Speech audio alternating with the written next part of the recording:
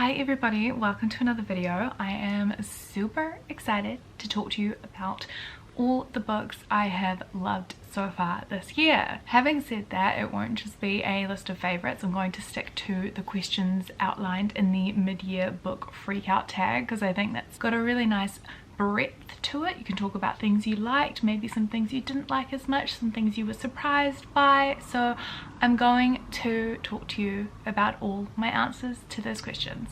So when I was preparing those answers, I was looking on Goodreads at all the books I have logged as read this year thus far. It confirmed what I already knew, which is that I've had a really good reading year. Lots of 5-star reads, lots of new to me vibes, and I'm enjoying it. So since your past and obviously your present as well informs your future, I think personally I have a real tendency to look forward whenever I am looking back. I think looking back prompts me to look forward, and I figured some other people might be feeling that way too, thinking about what their plans are for the rest of the year, for next year, and not even just to do with reading but beyond that in terms of lifestyle and all those changes that I think a lot of us are making or being forced to make because of how things are at the moment. Which brings me to thanking the sponsor of today's video. So if you are a student in the UK currently, or even just studying in the UK, then Study Options can give you lots of help and information about potentially studying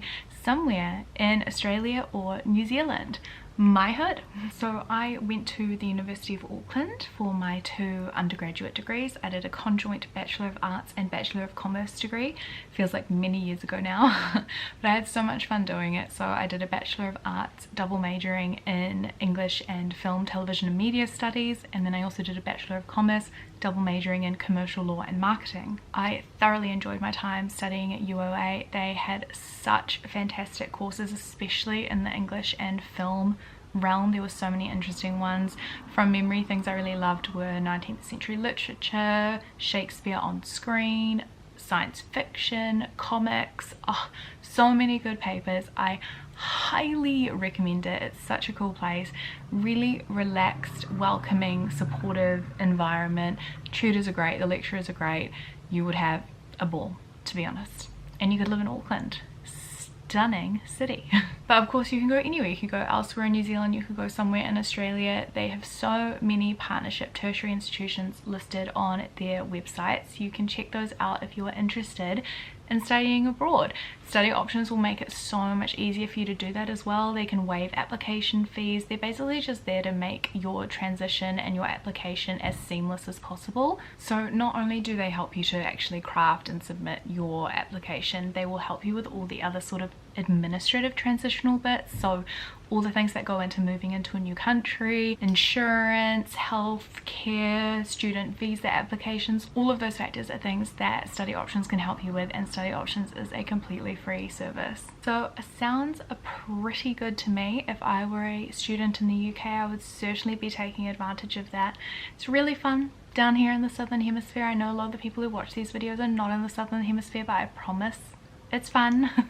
We have great universities, great student life, you'll meet so many cool people, and there are a lot of international students, or there certainly were when I was studying in my undergrad. So it's a fantastic way to meet people from the country you're going to, but also from all over the world. So I will leave some information down below. I'll leave a link to Study Options Instagram and their website, and maybe also to a guide that can tell you a bit about how they can help you in your search for your future. Maybe it's in Australia or New Zealand. So thank you Study Options for sponsoring this video. Okay, on to books. So the first question is literally the hardest. It's the best book you've read so far this year. I am definitely cheating in this moment. This was an extremely hard one to pick. So I've actually picked a novel, a poetry collection, and a reread. Sorry. The reread is of course Sally Rooney's Normal People. I reread this and tabbed and annotated it for the first time a couple of months ago now, or maybe a month ago, with my friend Chloe. It was her first time reading it. She absolutely loved it.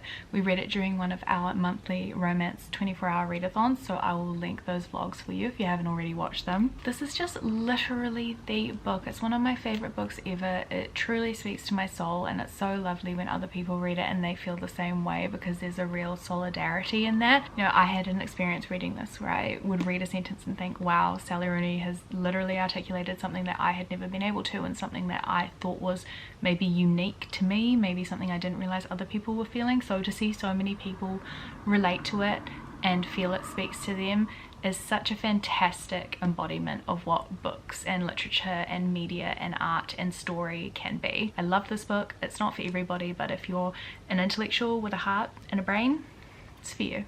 I have to talk about my new favorite poet, Richard Sykin. I had been meaning to read Crush for years, and I finally read it earlier this year. Blew me away, brought on the waterworks, made me question everything it is to be alive, to be in a body, to feel for other people. It's just gorgeous. It's distinctive, it's assertive. His voice is so unlike anything I'd ever read before, and I think unlike anything I will ever read again. I just adore it, and I definitely will be returning to this poetry collection because I need to feel those emotions.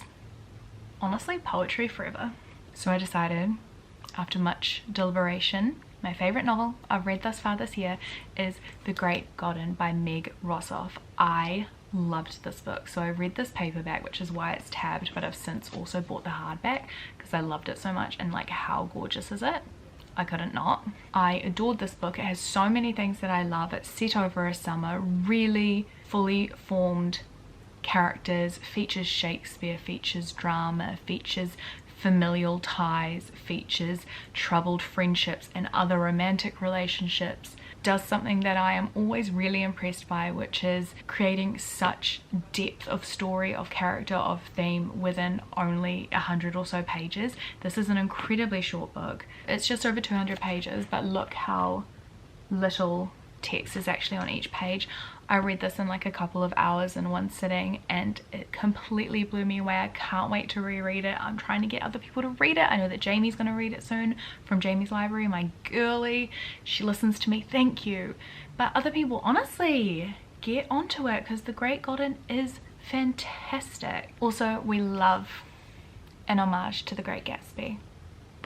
There's not going to be a lot of synopsis in this video, but if you want a little bit of what The Great Garden is about, because I know it's not as widely known as something like Normal People, The Great Garden is about a family who every summer they go to this one particular house, and then one summer a family friend comes, and this person is one of those people who's so charismatic and energetic that you're so drawn to them, even though you know that there's something under the surface that you should really be wary of, and everything kind of spirals, which is basically my favorite genre. Best so far this year, Great Garden. The book's so nice, I bought it twice. Next up is the best sequel I've read so far this year, and I had to go with Cassian.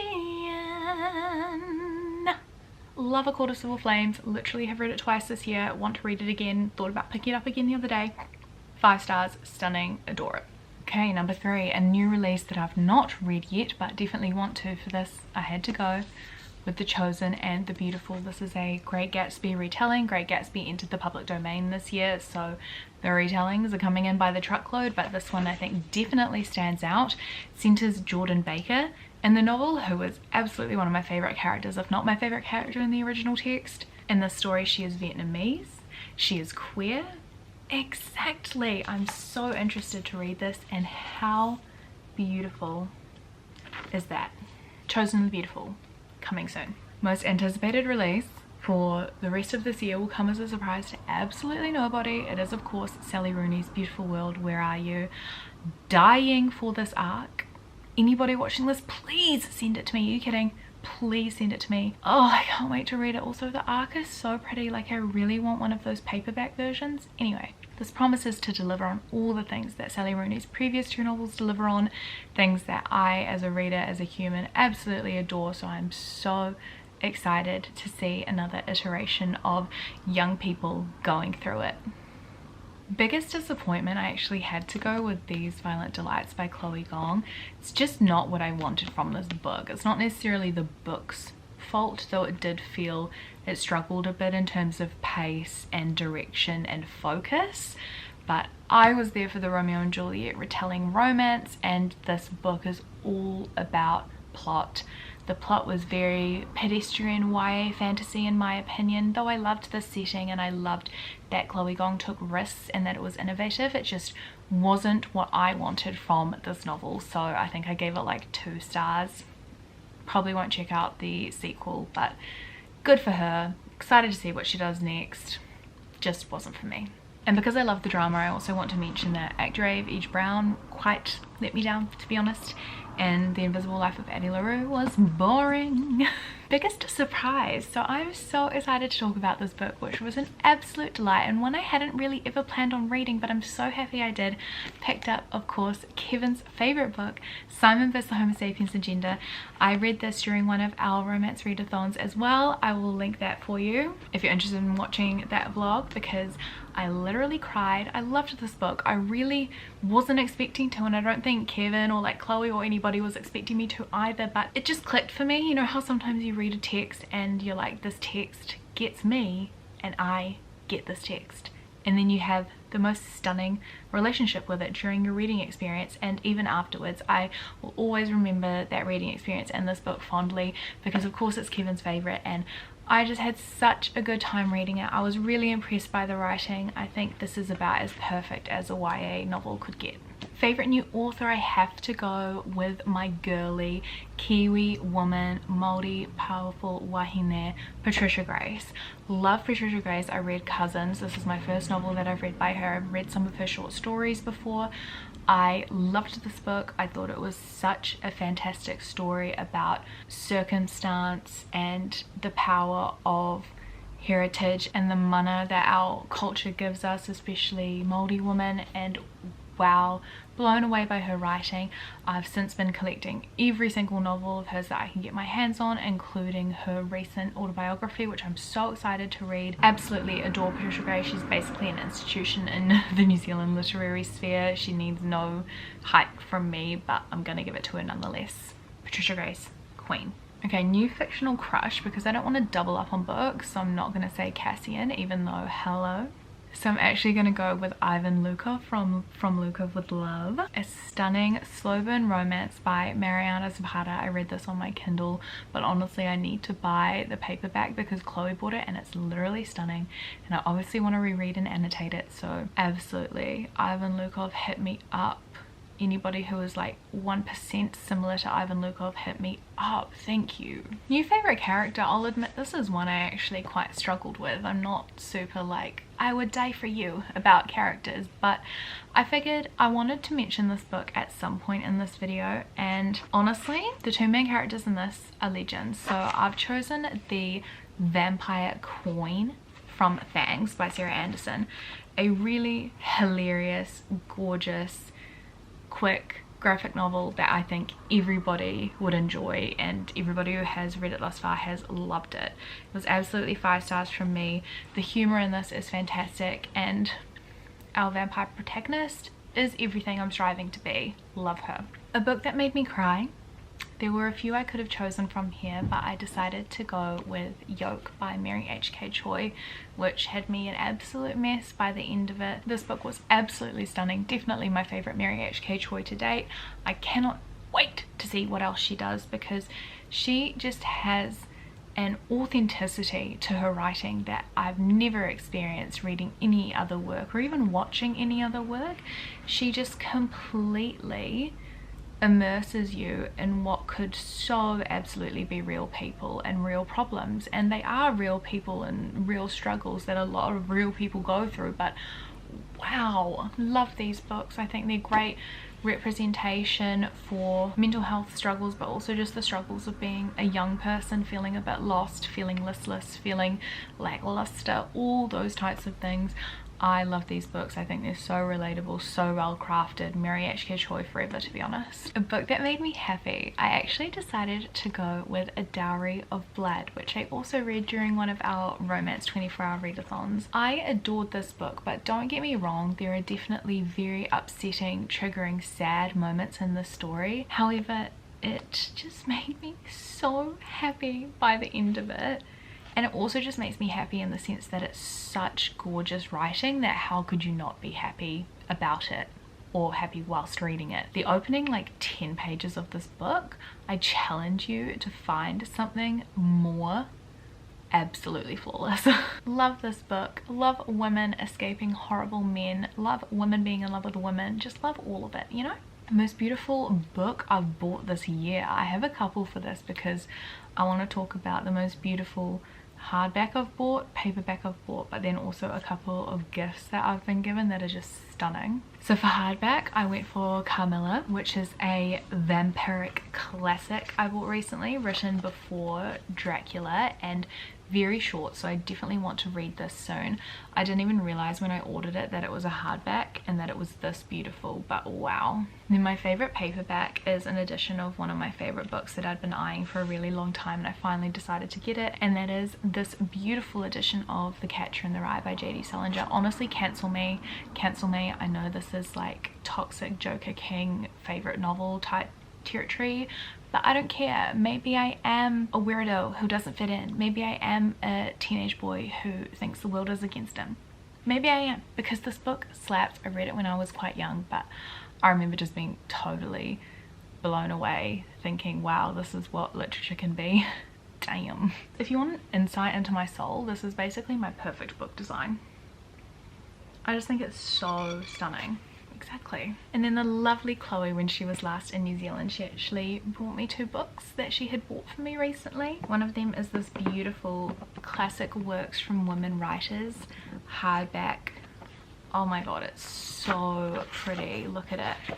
And it's just full of all kinds of work by people like Jane Austen, Charlotte Bronte, George Eliot, Mary Shelley, Emily Dickinson, Virginia Woolf, Agatha Christie, exactly to all of these, and it's just absolutely stunning. So I think Chloe has a copy of this too, and I know Jodie has it as well, so we're all matching. And then she also got me this really beautiful edition of The Great Gatsby, one I didn't already have. I collect editions of The Great Gatsby as it is probably my favorite book. Oh, she wrote something in it. Oh, I love her so much. This is so cute. Love the foiling. This will definitely be going somewhere on display on my shelves because wow. Okay, second to last question. Books that you need to read before the end of the year. Setting myself up for failure because I really don't do well when I set explicit goals, but whatever. I've chosen 5 that I would really love to get to before the year is over. I want to finally read a Murakami, so I've chosen Kafka on the Shore. No offense, it's disgusting, I haven't read this yet. On Earth We're Briefly Gorgeous, I have a feeling I'll absolutely love it. The Beach by Alex Garland. I have this beautiful Penguin edition, one of Jamie's favorite books. Want to read it to support my queen. Real Life by Brandon Taylor. Can't wait to read this. I've only heard rave reviews. Brandon Taylor is a really cool author. Great Twitter, by the way, if you know, want a cool author to follow. This is meant to be stunning. Lots of my friends have read it and they all just absolutely rave about it. And lastly, Possession by A.S. Byatt, which has been on my radar for a really long time. It's meant to have secret history, very dense literary vibes, exactly. And the final question is favorite book to screen adaptation thus far this year. And I'm going to go with The Dig, which I'm not sure if it was a commissioned or just distributed by Netflix movie, but should be available on Netflix wherever you are in the world. Lots of my favorite actors in it. Carey Mulligan, Ralph Fiennes, Lily James, just love all of them. Lovely cinematography, really cool color palette, good story, thoroughly enjoyed it. I just love like a low-key period drama with a great cast. Like, what more could you ask for? Nothing in my opinion. So there we have it, the mid-year book freakout tag. Those are my thoughts and feelings.